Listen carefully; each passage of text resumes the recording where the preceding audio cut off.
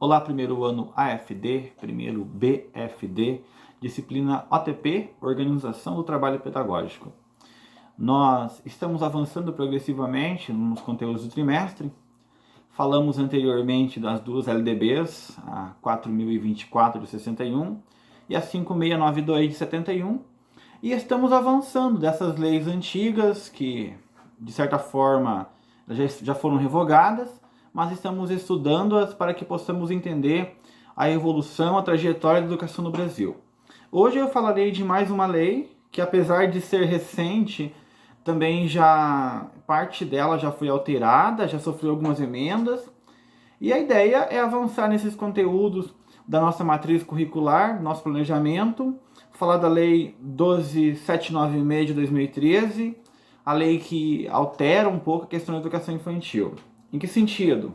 Bom, pensando que a formação docente é voltada quase que exclusivamente para a educação infantil, né? Vocês são profissionais que irão atuar na educação infantil, ou pelo menos que estão estudando para isso.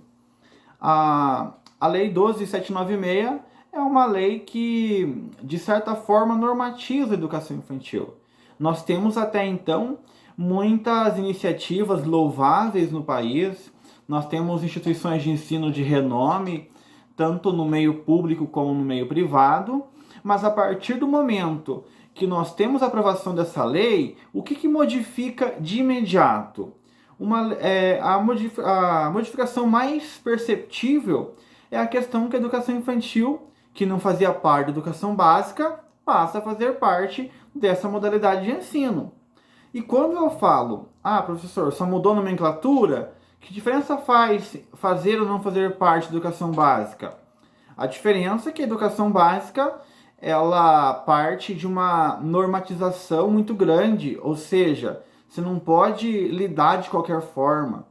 Então é seguro dizer que antes dessa lei, talvez não houvesse uma padronização. Podia ser feito iniciativas muito espontâneas, alguns municípios tinham destaque no trabalho de educação infantil, mas a verdade é que a grande maioria abria mão dessas questões, a ausência de vaga, que isso nós temos mais de 20 anos, na verdade, faltando vagas para a educação infantil. Então, quando essa lei estipula que a educação infantil vai fazer parte da educação básica, que a educação infantil precisa ser levada a sério, precisa ter avaliação, não a avaliação como no ensino fundamental, mas na sua modalidade específica, que eu ainda vou comentar com vocês quando chegar o momento, existe uma tentativa de disciplinar, de organizar. Olha, a partir dos 4 anos a criança tem que estar na escola. Vamos ter que desenvolver um mecanismo de acompanhar essa criança. Que documentação ela está sendo utilizada, o que ela deve aprender, o que ela pode, o que ela não pode, qual que é a obrigação do Estado, qual que é a obrigação do município, o que cabe à família em relação às vagas. Então tudo isso foi disciplinado. E aí você tem um calendário que ele é obrigado a obedecer a normativas federais, não fica aquela iniciativa individualizada. Um município de Araucária faz, o município tal não faz. Agora você tem que seguir esse calendário. Tem autonomia para elaborar? É evidente que tem, mas existe um mínimo, um garantidor. Então, se eu fosse para reduzir essa alteração na LDB da 12.796 de 2013, talvez poderíamos reduzir assim. A partir dessa lei, a educação infantil passa a ter um mínimo, um resíduo legal, um garante, como nós dizemos, né?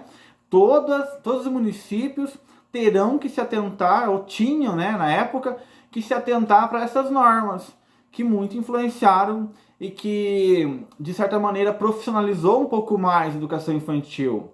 Vejam, eu não falo que a educação infantil não fosse profissional enquanto isso, que não fosse levada a sério. Eu estou dizendo que, enquanto não há uma iniciativa a nível federal, essas iniciativas esparsas que existem no país são por si só insuficientes.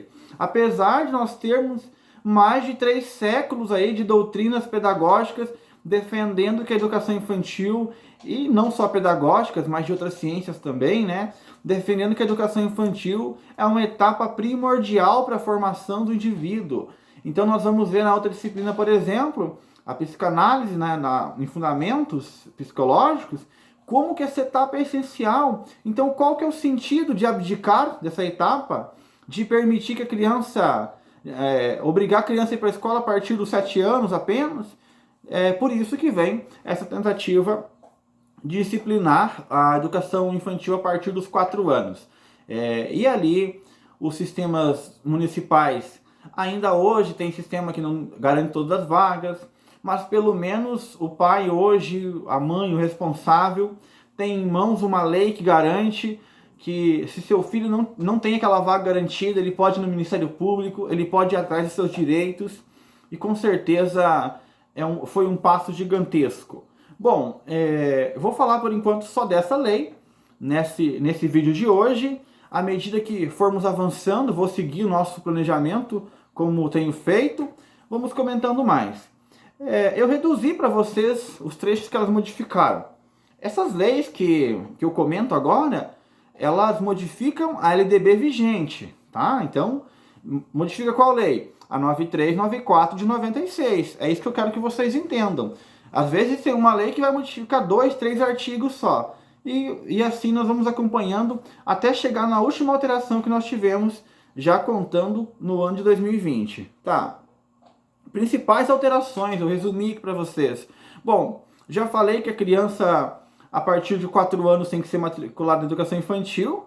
Se você comparar com a última lei que nós estudamos, era 7 anos para a criança ter algum vínculo formal com a educação. Nós estudamos a LDB 5692 de 71. A educação infantil passa a fazer parte da educação básica, e aí não é só formalidade, como eu já falei para você, tem calendário, tem métodos, tem um regimento. Hoje nós temos uma base nacional comum curricular que estipula os objetivos de cada etapa, de cada seriação ali, né? Usar esse termo seriação não é um termo correto, mas enfim, de cada eixo, desde do maternal até infantil, até o final da criança na educação infantil, está tudo disciplinado, campos de experiências, enfim. Se você abrir o referencial curricular do Paraná, por exemplo, é fácil você ver como que existe uma organização e um documento bem claro sobre as intenções para essa faixa de etária, para esse ciclo chamado educação infantil. Frequência, você vai ter que fazer um acompanhamento da frequência, estruturar o calendário, eu já falei, delimitação do atendimento, se é integral, se é um período, também tem isso. Avaliação, que não é uma avaliação no qual nós fazemos no ensino fundamental e no médio técnico. Nós avaliamos para ver se o aluno tem condição para seguir na série seguinte. Na educação infantil, a intenção não é essa, é você acompanhar o desenvolvimento. Até porque varia muito de indivíduo para indivíduo. Então, a maior parte das pessoas elas têm aversões em relação a fazer uma avaliação excludente na educação infantil, avaliar o indivíduo para que o aluno seja retido. Não é essa a intenção, não é reprovação. Inclusive tem prefeituras aí, aqui na região, não vou citar nome, mas tem na vizinhança aqui da região metropolitana de Curitiba, Araucária não é o caso, que o aluno não é retido nem no primeiro ano do ensino fundamental, não pode reter nem no primeiro ano. Então essa avaliação é mais um controle, mais um histórico para você ver as defasagens. E é muito importante quando a gente fala em avaliação. Você não avalia para tirar uma nota X. A nota ela é uma consequência apenas. Por trás da nota é uma vivência, experiências, dificuldades. Avaliar é você julgar a situação que o aluno, que a criança se encontra, né? A educação infantil ele não é só aluno, ele é uma criança também. Ele é mais uma criança do que um aluno. São vários aspectos, né? Eu costumo dizer assim, na educação infantil, a parte criança é gigante, a parte aluno é uma parte menor. Conforme você vai avançando, fica só aluno e o indivíduo desaparece, né? Você vai para o ensino fundamental, tem muito de criança e um pouco de aluno. Daqui a pouco, um pouco de adolescente e o percentual de aluno vai crescendo. No ensino médio, a pessoa tem que ser muito aluno, é ela que é responsável por esse processo de aprendizado, é ela que vai ter que ir em busca do que necessita para aprender. Quando chega na faculdade, vira só aluno. Se você não ir atrás do que você precisa na faculdade, você vai reprovar. Ou seja, a tua parte humana, a tua parte de criança, ela vai sendo progressivamente diminuída na proporção que a tua parte de aluno vai crescendo. Então a educação infantil leva muito em consideração esses aspectos. Bom, eu vou ler com vocês o texto da lei, alguns artigos importantes ali. O artigo 4º fala sobre educação básica, obrigatória e gratuita, dos 4 aos 17 anos, né? Então já aqui está como pré-escola ainda, né? Essa nomenclatura já mudou, é infantil, não fala pré-escola mais hoje. Educação infantil gratuita às crianças de até 5 anos de idade. Bom, atendimento educacional especializado, de preferência na modalidade regular. Então, instituições especiais é exceção, é último caso. A preferência é que a criança com necessidade seja matriculada na escola, que ela seja inclusa nesse processo de aprendizagem, né? E sempre abre discussão a respeito disso. A criança tal pode frequentar em escola regular. A preferência do governo, a orientação geral é que, primeiramente, tenta incluir essa criança no ensino regular. Se não for possível, aí tem que ver caso a caso para ver o que será feito, né? Enfim, acesso gratuito ao ensino fundamental, tem direito de prosseguir seus estudos, isso é evidente, não precisa nem ler isso. O artigo 5º, acesso à educação básica obrigatória é direito público subjetivo, podendo qualquer cidadão, grupo de cidadãos, associação comunitária, enfim, qualquer um de nós que vê uma criança em situação de abandono, que não está sendo matriculada, que tem seus direitos violados, nós podemos acionar o Ministério Público para que o Ministério Público, que é o guardião do incapaz, né, que responde por essas pessoas, para que essas crianças sejam atendidas. Eu estou vendo uma criança em situação de abandono na rua. Você pode provocar o Ministério Público para que ele lide com essa criança e faça os encaminhamentos necessários, acionando os órgãos, expedindo ordens, né, ordenanças de intimação para prefeituras, para secretário de educação, para diretores, para que obedeçam e matriculem essa criança. Bom, o artigo 5º aqui ele é mais técnico, né? Parágrafo 1º. O poder público, na esfera de sua competência, deverá, inciso 1º, recensear anualmente as crianças. Aqui também é um problema sério, porque as verbas que vêm para matrícula na educação infantil depende do número de criança matriculada no município. O que acontece? Tem pais que ele vive em Araucária, por exemplo, em Fazenda Rio Grande, por exemplo, e o título dele está lá em Curitiba. Então a verba para o filho dele estudar não vem para cá, para Araucária, vai lá para Curitiba, onde está o domicílio eleitoral dele. Aí o que vai acontecer? A prefeitura não vai ter condições de arcar com essas despesas, é evidente que não, porque consta lá no censo que tem 100 mil, enfim, que tem 30 mil alunos, quando na verdade tem mais de 60. Então o recenseamento é fundamental, principalmente na questão das verbas. O pai, se ele mora na cidade, vá fazer sua matrícula, seu título na cidade em que ele mora, vá investir na sua própria cidade. É uma questão que você depende. Se teu filho estuda aqui, não faz sentido você votar em outro lugar. Você está tirando o recurso da tua cidade e mandando para outra. Então é uma das orientações que vem na LDB também. Eu trabalhei em Fazenda Rio Grande, a situação era essa, muita gente votava fora, a defasagem de alunos era absurda, chegava a taxa de 40% de defasagens, porque os mantinham o título em outros locais. E aí, na hora de fazer o censo, tantos eleitores, tantas crianças, a verba é tanto. Por isso, é fundamental. Mora em Araucária? Vote em Araucária, estude em Araucária, e, enfim, essas são as recomendações para a questão financeira, para não onerar teu município. Bom, dever dos pais matricular, isso é tranquilo. O atendimento também está dispondo sobre como deve ser o atendimento. Aí explicando ali na página 3, na apostila que eu mandei, educação especial, o que ela é, né? Que é uma instituição que atende fora da escola. o direito dessa criança ter atendimento, é autista, tem direito a acompanhamento, tem direito a profissional, precisa de um auxiliar de apoio para levá-lo ao banheiro, enfim, qualquer necessidade que a criança ter, o município, a rede de ensino que atende na educação infantil terá que oferecer. Precisa de intérprete de Libras, terá que ser ofertado. Eu não posso rejeitar um aluno por causa de alguma necessidade especial que ele tenha.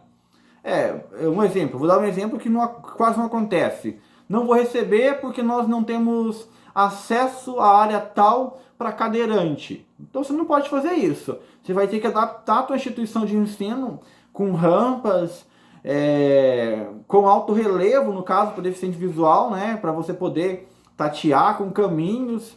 Enfim, a escola tem que se adaptar para receber todo tipo de profissional, cada vez mais. Isso eu acho que já fica bem claro também. Bom, eu creio que, além da formação continuada de professores, né, a tentativa cada vez mais de oferecer para a educação infantil profissionais que conheçam, que aprendam como lidar com a criança. E aqui entra também no artigo 62A, formação de profissionais. Vocês estão estudando especificamente para esse nível de ensino, têm acesso a uma formação basilar, a 4 anos aqui de formação docente, para poder atender essa criança que chega na educação infantil. E você, na época, em 2013, você tinha também a possibilidade de continuar seus estudos, de buscar o ensino superior. E ainda hoje a licenciatura ela é facilitada para professores que trabalham na educação infantil. Então temos muito mecanismo. Teve ali na época o ProUni, teve o Mais Educação, Educa Mais Brasil, enfim, outros mecanismos para que você pudesse se aperfeiçoar e cada vez mais a educação infantil evoluísse, de modo que os profissionais deixassem o ensino técnico médio técnico, aliás, né, e partisse para o ensino superior. Então essa lei, a rigor, para finalizar o que eu disse para vocês, normativa a educação infantil no primeiro momento, insere a educação infantil dentro da educação básica, estipula padrões mínimos de qualidade de acompanhamento para a educação infantil, rejeita, pelo menos de modo tácito, a reprovação na educação infantil. Continuando aqui, se preocupa com a formação dos professores para essa etapa de ensino. Resumidamente é isso. Eu creio que, por ser uma lei pequena, só farei esse vídeo. Qualquer dúvida, abro para vocês para explicação, tanto vídeo, através de apostilas ou do Classroom.